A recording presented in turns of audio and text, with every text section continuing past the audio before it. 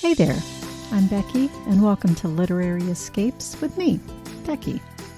Today's episode is an author interview that I did in my membership book club, Literary Escape Society. If you enjoy hearing the behind-the-scenes story about your favorite books, you might want to join the Literary Escape Society. There'll be a link in the show notes if you'd like to check it out. I hope you enjoy the show. Welcome back to the next episode of Literary Escapes podcast. Today I have the pleasure of welcoming author Debbie Rix to the podcast with me. So let's jump right into the episode. It's a pleasure to meet you finally. Thank you, Becky. So how did you become a writer? Okay, I was a journalist for many years. Okay. I worked in television. I worked for the BBC. Oh, That's cool. how Okay. I started my professional life. And I was a newsreader, newscaster, whatever you call them in America, Okay. for the BBC on their first breakfast TV show, actually, Oh, called Breakfast Time. So back in the 80s. oh, nice. So I'd always been a writer to a degree, and I actually wrote my first novel when I was about 30. I didn't try very hard to sell it. I didn't really know what was involved with trying to sell a novel. So I sent it to a couple of agents who said, oh, this is really good, but not sure, which happens to writers a lot, as you probably know. And I put it in a drawer and forgot about it and had two children and a life and this and that. And then in my 50s, actually I was in my 40s when my husband had a stroke, and which was a bit tragic, and he's fine though, but don't worry. But awesome. he went, he was in Pisa making a documentary. He was a film producer, a documentary producer for the BBC, and he was making a film about the Leaning Tower and how they were rescuing it, and he had a stroke. So I had to rush out, leave my two little children behind with my mother, and rush out there to look after him. And 10 years later or thereabouts, I began to think, not that I could use my husband's illness, but it was an interesting premise for a novel. Right. You know, to be living in a comparatively strange city. I mean, I did know Pisa briefly, but never lived there. Right. And how long were you there? About 2.5 weeks or so, sort of living by myself in a sweet little hotel right on the piazza. In fact, it was an amazing venue, thinking about it, and the hospital was just across the piazza, so every morning I would pass the Duomo and the tower and all that and look at them and spend a lot of time looking at them. And my husband had been making, as I say, this film about the tower and its history and how it had nearly fallen down and how a British engineer in fact had saved it from collapse. And when he was better, a few years later, he introduced me to the professor of medieval history at Pisa University, who was a lovely old man, and he and I met with my husband actually, and he told me all he knew about the tower, and I began to write a novel about that. So my first novel, which was then named The Secrets of the Tower and was later retitled by my publisher to The Girl with Emerald Eyes, which, if I'm honest, I don't like as a title, but there we go. Okay, yeah. One of the things you have no control over, really, as a writer. Exactly, yeah. So I wrote a dual time story there about the tower and how it began, because what intrigued me about the tower was that there was this woman called Berta, God, it's so many years since I wrote the book. Anyway, Berta, let's call her Berta. Okay. And she was married to a rich merchant, and she left a lot of money to build the tower in the 12th century when she died. Okay. And her will was witnessed by a fascinating group of people. There was a guy called Gerardo, who was a famous stonemason. Okay. Who worked on the tower. There was the lawyer, they didn't call them that in those days, but the lawyer to the emperor at the time, and one or two other rather important people. And I thought, this is all very odd. Why would this woman have this extraordinary, will signing? And she obviously was very influential. She obviously really liked this Gerardo guy, because why would she otherwise invite him? And so the story grew in my mind, and I set it against a modern story of a woman whose husband, surprise, surprise, has had a stroke. But of course, in the story, the man was not as nice as my own husband. But there we go. So I that's how I started with a dual timeline story. And I wrote 2 more stories on a similar vein, dual timeline. I love the dual timelines. I think those are so interesting. Well, I think what they do, isn't it, is that they take the audience, the reader, with them into the past, into history, because sometimes, particularly something like the 12th century, is quite difficult to get to grips with. It It's is. so And different. I just finished one that was like the 16th century and Yes. modern. And the way the authors can weave it together and Yeah. bring you to both places, but then bring it together is just Yes. fascinating. Well, it's quite fun. It's a bit like doing a jigsaw puzzle. You have to kind of line things up so that I would they all imagine, make yeah. sense. So yeah, that was the first one, and I managed to sell it to an agent. I think they call it an elevator pitch. I was talking to her about Right. something else, and then I said I got a novel I want to write. And she said, "Oh, go on then. What is it?" And I gave her the sort of 30 seconds, and she said, "I like that. I want that. Write it for me." Oh, So I wrote it for her, and then eventually we sold it to nice. Bookshop. Yeah. Okay. So And that was that. so are all your books traditionally published versus like an indie publish? Well, Bookshop was my publisher, and they published all my books, but they are now one of the sort of biggest digital publishers in the world. In fact, they've been bought up by Hachette, and they're huge. I mean, when I joined, there were like six of us, six authors. They'd only Oh, just wow. started, and now they have like, I don't know, I really don't know, 350 authors or something. So yeah, the last three, I mean, the two of them are out, and one I'm editing now, they're not dual timeline. They Okay. are, but they are dual. They have two protagonists, and they're set in the Second World War, which seems to be a popular Okay. timeline for Yeah, people. that's really big right now. It seems a lot of Uh, people are doing World War yeah. II stuff. Yeah. And I had a story that I tried to sell to my publisher about 4 years ago, loosely based really on my parents' experiences of the war. My mother had been an evacuee in the Lake District, and then she was in the Wrens, the Women's Royal Navy, and she had quite an interesting time. And my father was to be perfectly honest, a heroic pilot Oh, who wow. flew some extraordinarily exciting missions and had some rather extraordinary experiences. He was a prisoner of war. He escaped. He blah blah blah. Wow. And I'd always wanted to write something about that, but not just a memoir or biography. Right. And anyway, when the World War II suddenly became big, they said, "Oh yes, we do want that book." So I wrote a book from this point of view of an English girl based on my mother and a German girl based loosely on a German girl that my father met when he was on the run in Germany. So Okay. Is two that the book that's girls. coming out in September? No, Oh, okay. that was a book that came out about 2 years ago called The Secret Letter. Okay. Okay. And is available in America on Amazon and various other platforms.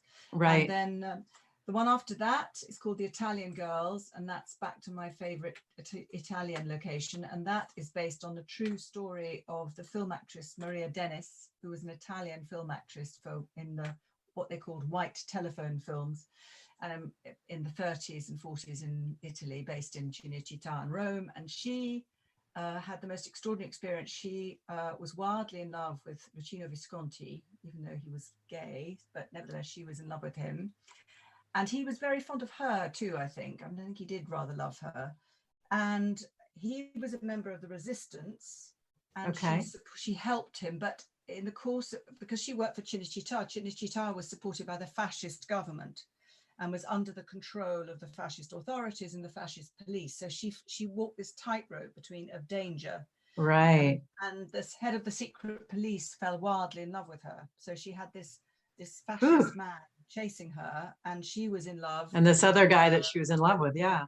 So there was her story, and then there was a story that was centered around Rome, and then there was a story based on a real woman who's the mother of a friend of mine who was in the resistance in Florence. So I had again two protagonists, two girls who both were, one absolutely fighting for the resistance and one slightly ambivalently supporting both sides in this kind of terrible way, trying to navigate this very difficult journey.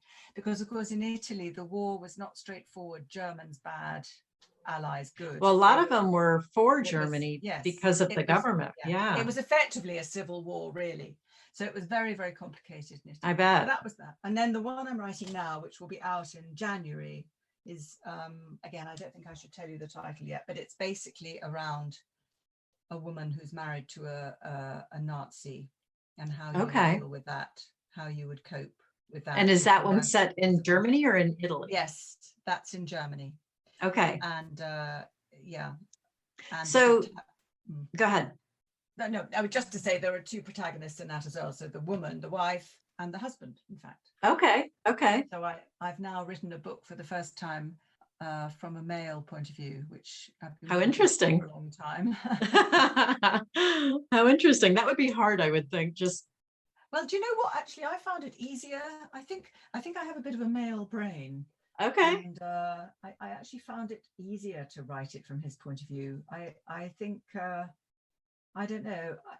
I'm not a great fan of over emotionalizing in my writing. Men tend to be much more straightforward. Yes, I like to sort of, I tend to read an awful lot of male authors, and I like the way men just describe what's happening, and you Right. sort of make up your own mind about what you feel about it.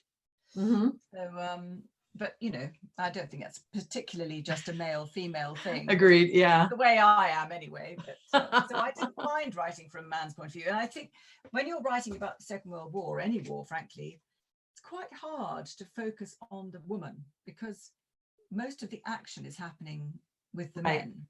Exactly.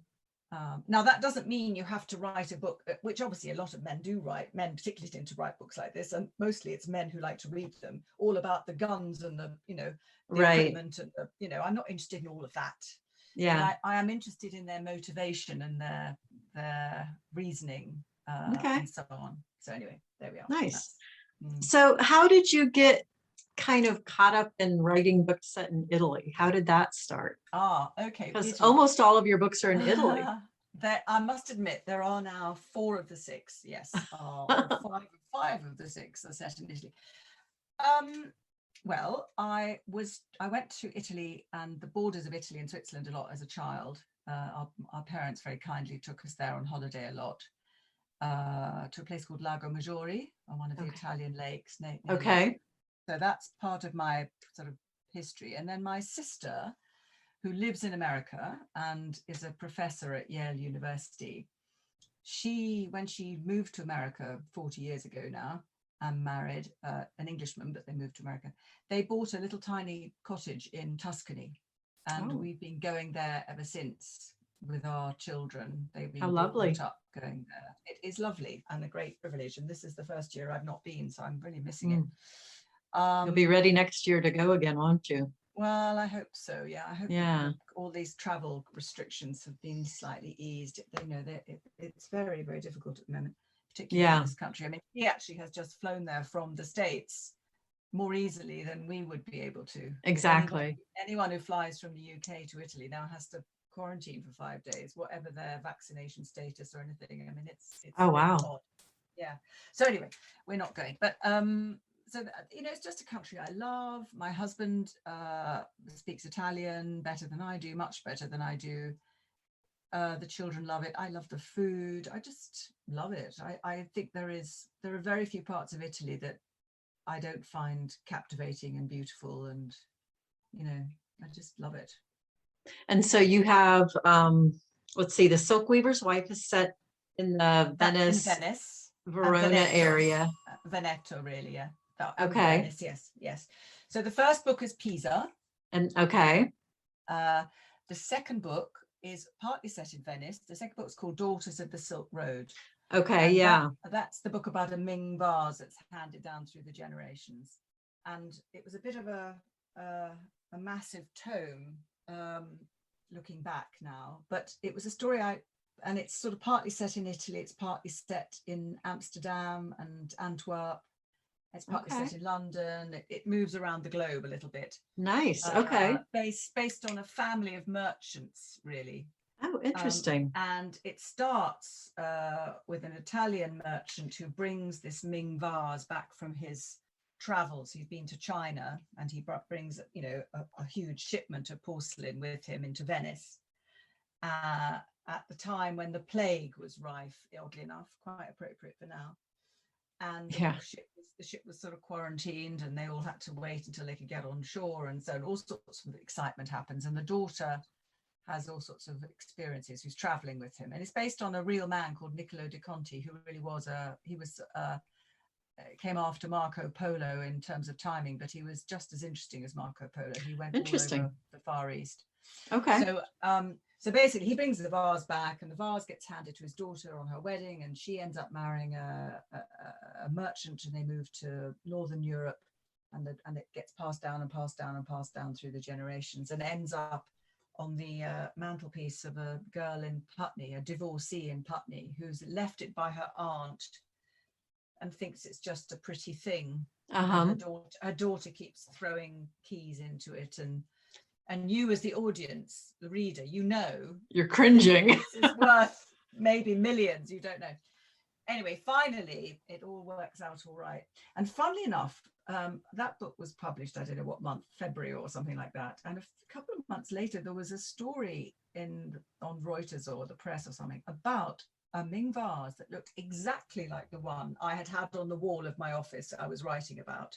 Oh, how funny. Which had been discovered in an attic and had been sold at auction at Sotheby's or Christie's for, 10 million quid. Wow. So, art sometimes does imitate real life, or the other way around. It was extraordinary. It was like, oh my God, I was bang on there. That's awesome. Wow. So that's Daughter of the Silk Road. Then there was The Silk Weaver's Wife, right, which is Venice. Then there was a book called The Photograph. The Photograph is set in the 1950s and now, and the Photograph is based around Sardinia. Oh, okay. And a curious little island that I visited 5 or 6 years ago. I read about it when I was doing some research for something else. And on this little island, they make silk called sea silk out of the skeins of they're attached to mollusks that grow on the seabed.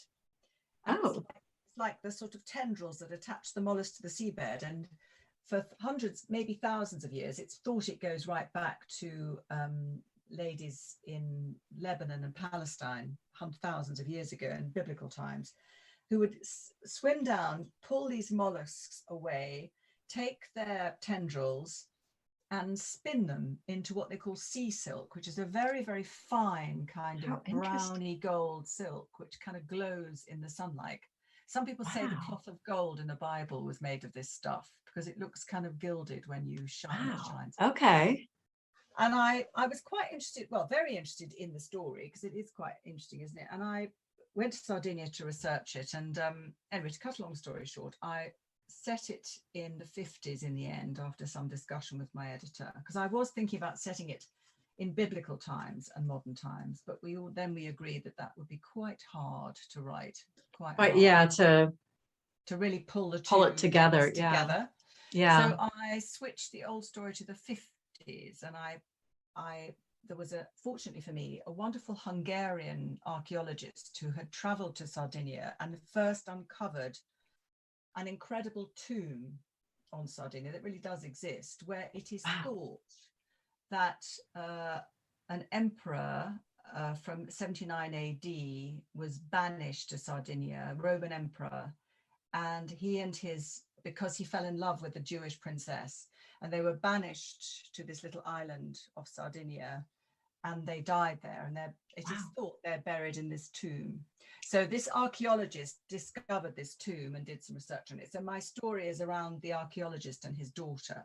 Okay. And a modern story that follows from that. So there's a modern story about her granddaughter who goes back to Sardinia to retrace her grandmother's steps. How interesting. Grandmother. So that's quite a good one if you like Italian tales. That's The Photograph. And then the one after that was The Secret Letter, which is centered around England, the Lake District, Newcastle, London, and Germany, Munich in particular. And then the one after that is Italian Girls, which is Rome and Florence. Okay. And the one I'm writing now, which is back into Munich again. Nice. That is so clever. I love all the different places in Italy that you've been. That's it gives me a nice opportunity to travel. So exactly. Is there somewhere in Italy that you haven't been that you want to? I have been to everywhere I really love. I haven't been to Puglia ever. I don't know why.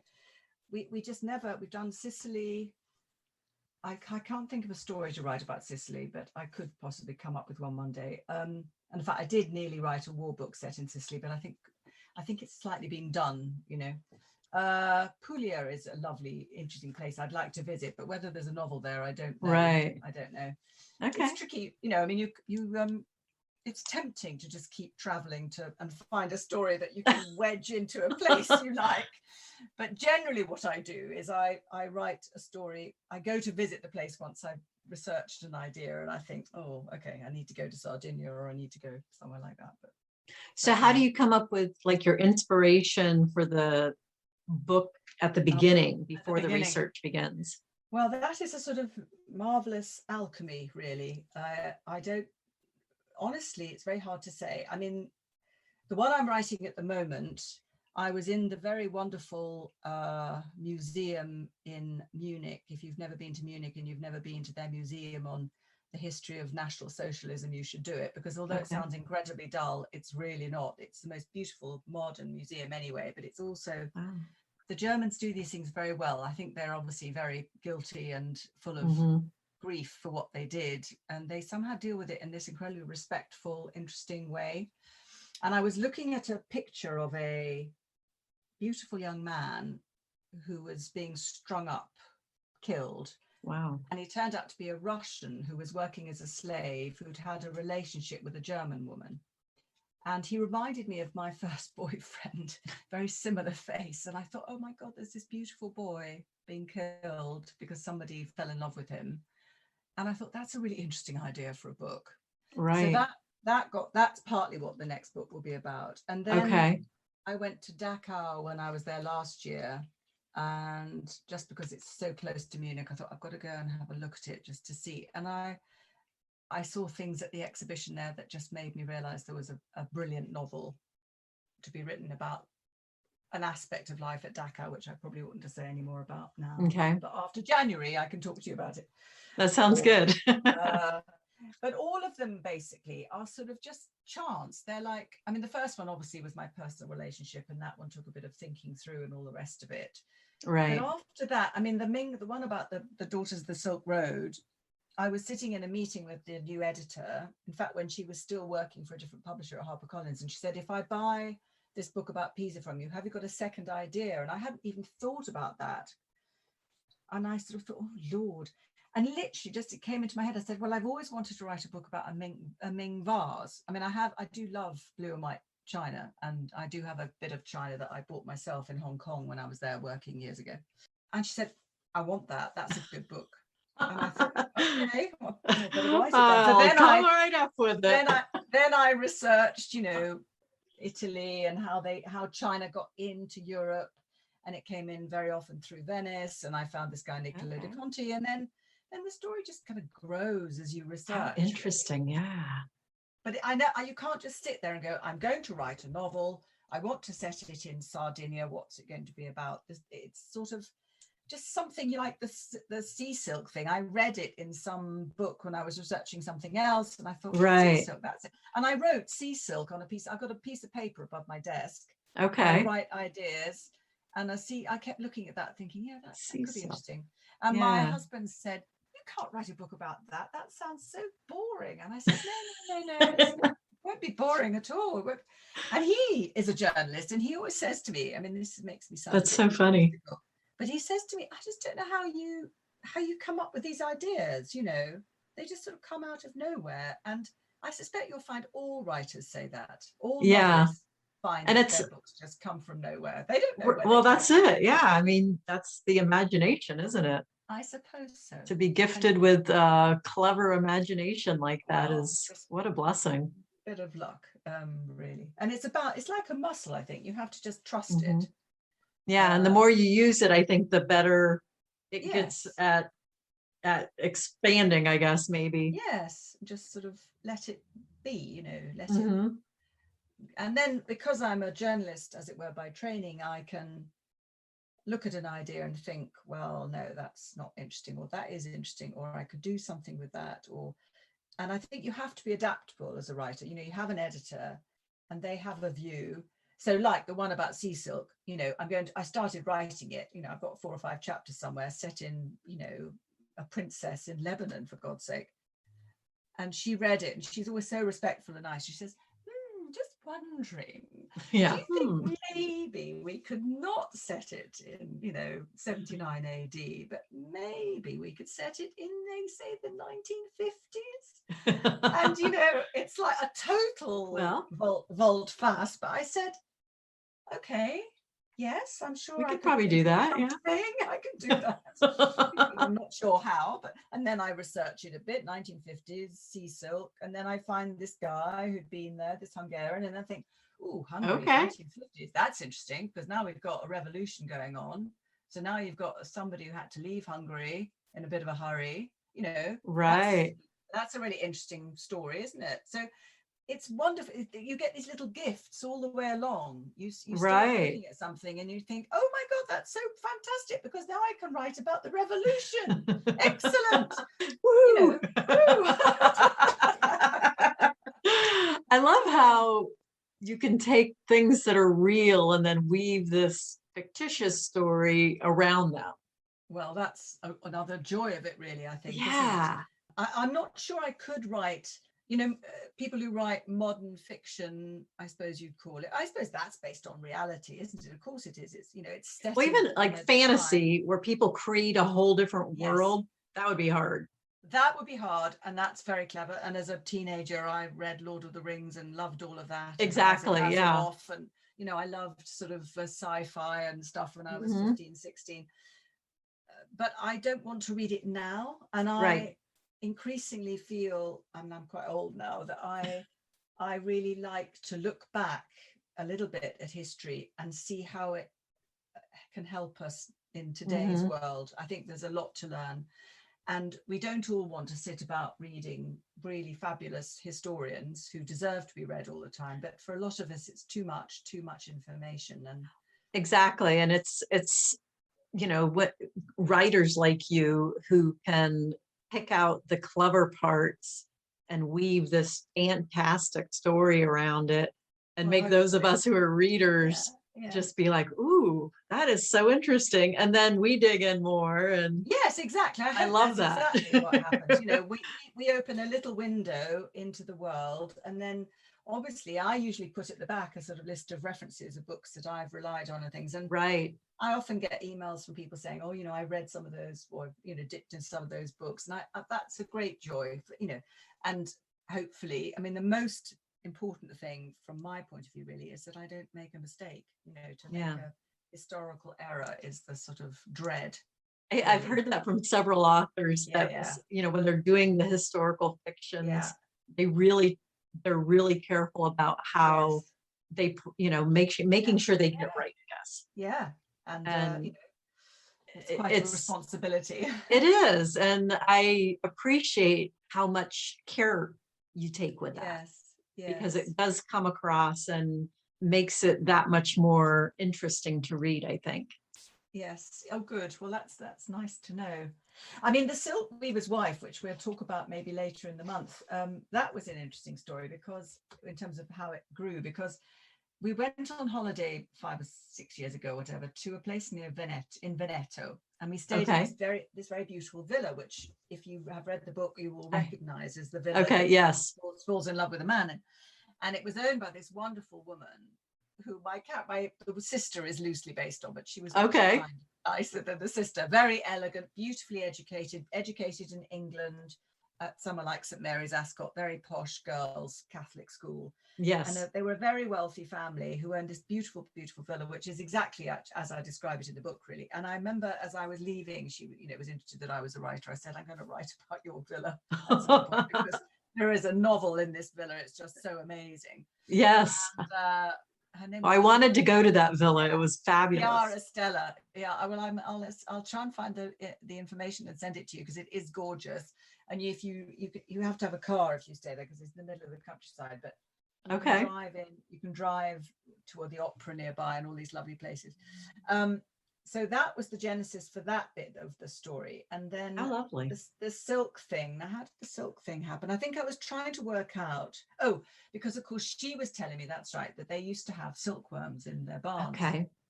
And so I just got, it's like, oh, okay. I sort of hadn't really thought about how silk was produced. I mean, you don't really think about it very much. So then I went back the following year. In fact, we couldn't stay with her. She was fully booked. She had to stay somewhere else. But I met an amazing man who was now trying to reinvigorate the silk industry in that area. I was wondering if that was accurate. Again, accurate. Yeah, he does run this amazing company, and he showed me all his looms and all this kind of stuff. So I did. That's all amazing. That yeah. research. And he then put me in touch with this wonderful guy in the middle of Venice. So we went off to Venice to meet him, where the man she marries, Anastasia, marries this horrible guy who owns the villa, this incredible mill. That was exactly as described. Oh, wow. Where is that in Venice? It's on the Grand Canal. And, you literally. Was it right across from Douro? The Golden Palace, is that right? I will have to do a bit of, I can't remember exactly now. My sister and I are actually going to Venice next week, and I'm going to take some pictures of some of the places that you mentioned in the book. Yes. Oh, how lovely. It's the most extraordinary mill where they do have beautiful modern fabrics that they still make, but they have all of the amazing looms still, the old 17th, 18th century looms. And it's just fascinating. It was fascinating, the fact that it took months to set up a loom. Yes, exactly. That was staggering. It is staggering. And, makes you realize how very, very extraordinary it is that these beautiful fabrics were ever made, really. Exactly. And just how much money people must have had to wear them and buy them and so on. Exactly. That's I'll send you the details of where that is. I can see it. I'd love it. Yeah, thank you. And again, I did some research at the Victoria and Albert Museum in London, which is famous for the clothes and things. And there I read about, her name has gone out of my mind now, but this amazing English silk designer from the 18th century. And that made me think, so women were designing these fabrics. So maybe my heroine could end up. I loved that.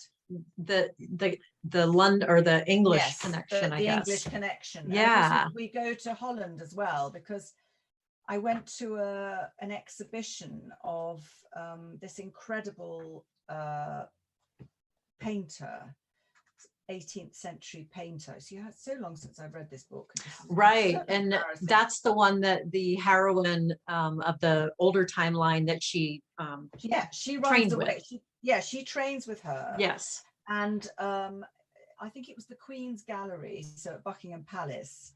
At the Queen's Gallery, they had this incredible, she has a massive, Madame Marian, that's right, Marian. She's had hundreds of paintings. The Queen owns hundreds of her paintings, lucky woman. And they were so beautiful. And I thought, right, well, that's a nice thing. We'll tie some of that in. So again, it's just a sort of ongoing research process where you find all these little threads and you think, okay, that could all feed in quite nicely and make an interesting story. That's in our book club. We have, it's called the Literary Escape Book Club. And so we have people from around the world that are in it. And one of them happens to be in Amsterdam. And so she's looking forward to the book, reading that book. I better mug up. on Madame Marian again and remind myself what was so wonderful. I've got a couple of prints of hers in my office. And cool. Okay. And I would be willing to bet that some people will look her up, because in the book club, people tend to take an idea that is presented and run with it. I found that house that she was talking about. I wonder if this is it. Yeah. I love that. And I do often, or usually, go to the place where I'm writing about, and I find the house that I'm going to write about. I will locate the property, because I have to know what it is in my mind's eye. And I usually take photographs of it, and they're all there for me while I'm writing. So you can tell when somebody's been there. Yeah. Because as a reader, you feel like you've been there. You sense that, yes. And I love that. Yes. That's the escape that we're looking for, is to feel like I'm there, and to know what the scents are that that are around, and I think the feel and the colors. And it's vital for me It to go is. somewhere. I can't write about somewhere that I've not been. I can't do it. For the past year and a half, it has to have been difficult for authors Yes. to not be able to go anywhere. Yes, absolutely. And I mean, the next one I'm going to write, which is still vaguely just a little gestating egg in my brain, is not really fully formed at all. But I sort of need to go back to Germany. But again, it's quite difficult. Not quite yet. Yeah. So, I won't be able to do that, I think, till early next year, if at all. I mean, I think the thing about all of my novels, if I think back about them all, is that they're all about women who are interesting and strong and have their own lives. And, I've always worked, I've had children and a marriage and all those sort of things, but I've always worked. And I think, I'm not saying that you have to work. It's really not my place to say that, but I'm a great champion of women's right to be independent, artistic or scientific or whatever they want to be. Right. So to follow their own passions. Write about strong women. I think there is a sort of theme all the time. And so to find real examples of those strong women is very important to me. And, and Marian Marian, in fact, is a case in point, because this is a woman who was married to an artist, the lady in Amsterdam. She was married herself to an artist. She was the daughter of an artist. She divorced her husband, which is extraordinary back then. Right. And she moved to Amsterdam, set up her own studio. Studio. She also funded her own trips to Suriname, of all places, which was, there were trade connections between Amsterdam and Suriname. But, she went off and lived there with one of her daughters for about 2 years in the middle of the bloody jungle and did all these extraordinary. Crazy. I mean, she was a scientific researcher, so she was more than just an artist. She was interested in the whole life cycle of all these animals. So she was a really fascinating woman. Yeah. Because she wasn't just an artist drawing. Yeah, no. I liked that they were doing like the life cycles of the silkworm and that kind of stuff. I thought that was really fascinating. All of that. Yes, I mean, her own books are very interesting. She wrote this lovely book called Chrysalis. Oh. The Secrets of the Metamorphosis, which is quite interesting. Interesting. So the one is coming out, in fact, it's coming out now in January. They pushed it back for some reason. I think they decided September was too crowded. Okay. So, which is probably just as well, because I'm still copy editing it. So there we go. Give you a little bit more time. So it'll be coming out in January. I don't remember the exact date, but January. And again, the title hasn't been released yet, so I'm not supposed to say what it is. Okay. It's a bit frustrating, but it won't be long until it may, by the time we perhaps do our book club, it may well have been excellent. And we can talk about it a bit more. Well, very good. That sounds good. Awesome. Well, thank you so much for your time today. I really appreciate it. Well, you're very welcome, Becky. I feel I've dribbled on for ages. That's what we want, though. Thanks for joining me today on the Literary Escape podcast. If you enjoy hearing the behind the book story, then join me in the Literary Escape Society. We're a community of travelers who love books, or maybe book lovers who love to travel. Either way, if you need an escape, a literary escape, come join us as we read our way around the world together, one book at a time. Check out the show notes to learn more about the Literary Escape Society. And we'll see you next time on the next episode.